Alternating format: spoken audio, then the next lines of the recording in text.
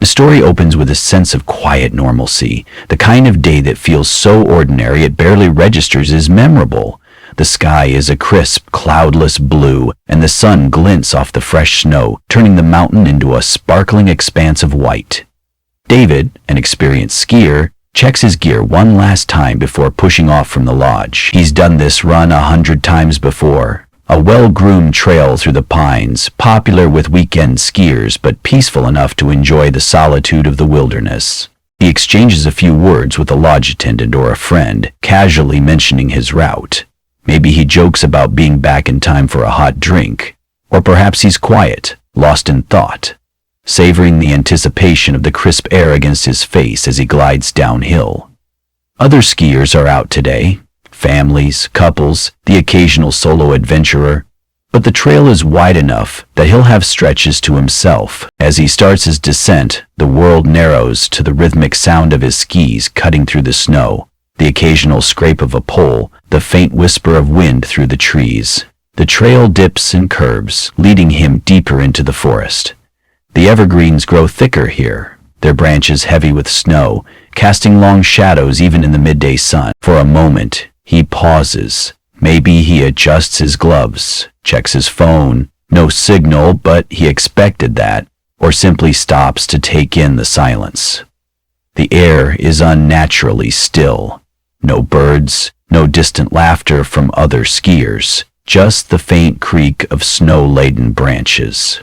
He glances back the way he came and notices something odd, a second set of ski tracks, fresh and deep, veering sharply off the main trail into the untouched powder between the trees. But there's no one there, no sound of another skier, no flash of a jacket in the distance. A prickle of unease runs down his spine, but he shakes it off. The woods play tricks on people. Maybe it's an animal, or another skier who doubled back without him noticing. He calls out, half joking, "Hello? You lost?" He frowns, but his voice falls flat, swallowed by the trees. Then he hears it. A sound just barely there, a whisper, a distant whistle, something that doesn't belong.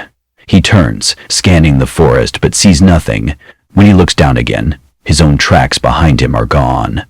The snow is smooth, unbroken, as if he'd materialized right here, in this exact spot, out of thin air. The trail ahead is still clear, the markers bright red against the snow. But something feels wrong. The air is colder now.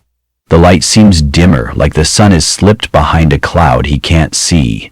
He hesitates, then pushes forward, picking up speed, suddenly eager to get out of this stretch of woods. The air grows heavier, the silence more oppressive. David picks up speed, his skis carving sharp lines in the snow, but the trail no longer feels familiar. The trees loom taller, their branches twisting into skeletal fingers against the pale sky. The markers, bright red arrows nailed to the trunks, now seem spaced too far apart, as if the forest itself is stretching the distance between them. He glances back again, half expecting to see his tracks restored, proof that his mind is playing tricks on him. But the snow behind him remains untouched, a blank expanse where his path should be. A cold sweat prickles beneath his layers. He fumbles for his phone, still no signal. Then his radio. Static hisses back at him, broken only by a faint, garbled voice that might have been a rescue team or something else. A sound cuts through the stillness, a low, shuddering crunch, like snow collapsing under an unseen weight. Close. Too close. His breath comes fast, fogging the air in frantic bursts. He pushes forward, muscles burning, but the trail ahead doesn't lead back to the lodge. Instead, it forks, inexplicably, splitting into two narrow paths he's certain weren't there before. Both are marked, but the symbols on the signs are faded, unreadable. He hesitates, pulse roaring in his ears. Then, from the left-hand path, a whisper, David. Not an echo. His name, clear as day. A voice he almost recognizes. Against every instinct screaming at him to run, he turns toward it. The trees part, revealing a small clearing, and in the center, a single ski pole planted upright in the snow. His stomach drops. It's his. The one he lost years ago, on this very mountain. its grip still worn in the shape of his hand. Not the slow fade of dusk, but an instant, suffocating black, as if the sun has been snuffed out. David staggers, his skis tangling in something unseen. He hits the ground hard, snow filling his mouth, his gloves scrabbling for purchase. When he looks up, the trees are silhouetted against a sky now choked with swirling mist, and standing at the edge of the clearing, just beyond the reach of the fading light, is a figure. Motionless. Watching. The last thing David hears before the world vanishes entirely is the sound of his own scream. Swallowed by the snow, the trees, the hungry silence of the mountain. The first flakes of evening snow are drifting down when the lodge manager, Ellen, checks the clock for the third time in 10 minutes. David should have been back by now.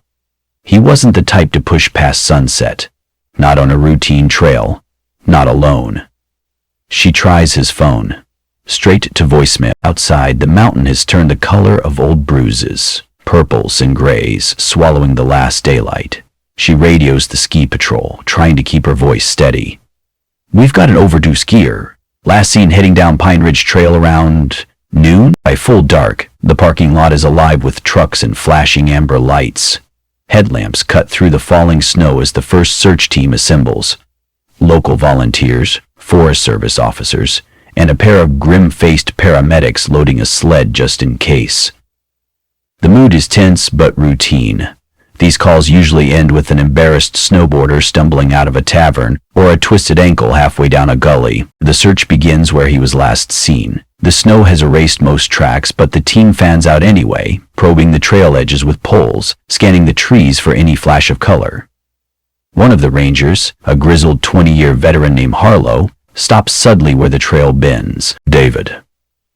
His flashlight beam traces a single, perfect set of ski tracks. David's, judging by the pattern, that march neatly down the center of the trail, then stop. Not fade, not wander off. Stop. As if he'd been lifted straight up into the air. The snow beneath is smooth, undisturbed. No fall, no struggle, no animal tracks. Just an abrupt end. Harlow kneels, brushing a gloved hand over the last imprint. The snow is oddly firm, almost sculpted, as if the print had been placed there deliberately.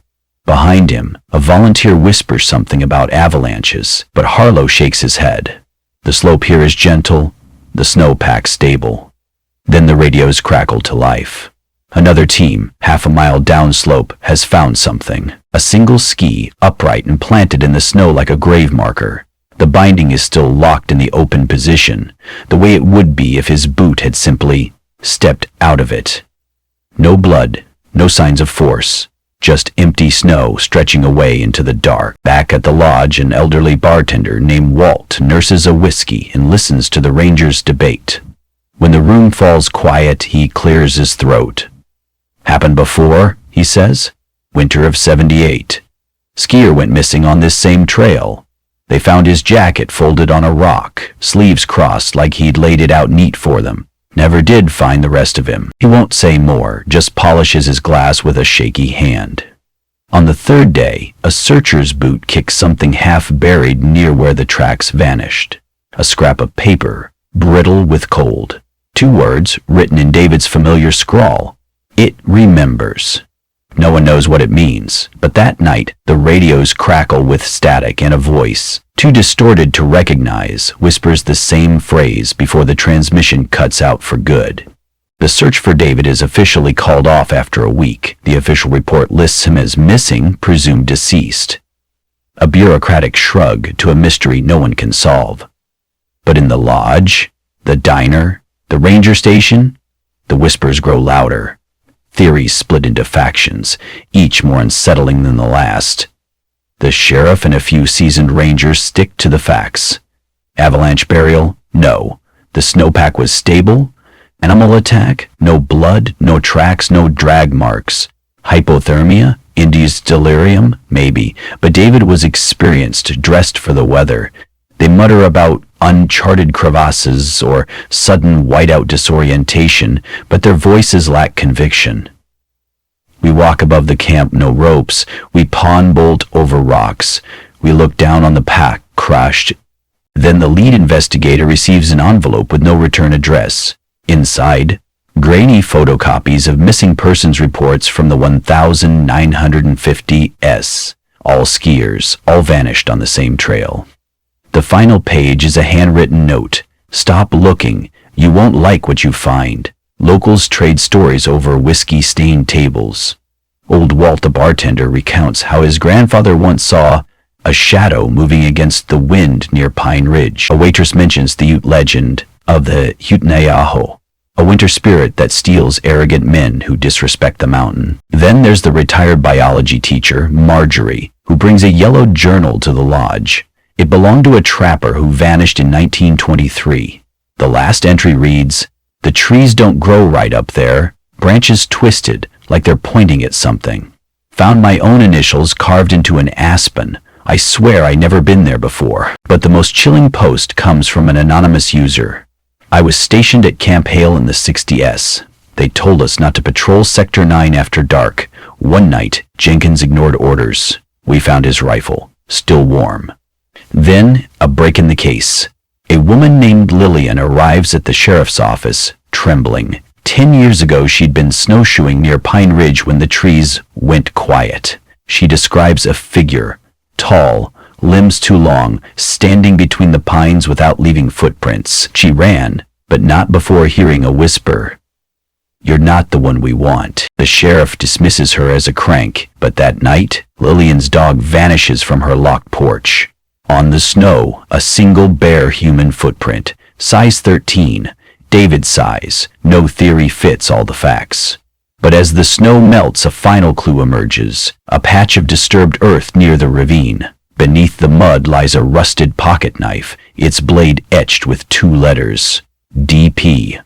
David's initials. The metal is pitted with age. Thanks for watching. If you enjoyed this video, hit that like button, subscribe, and ring the bell for more. Let me know your thoughts in the comments. I'd love to hear from you. See you in the next one. Bye for now.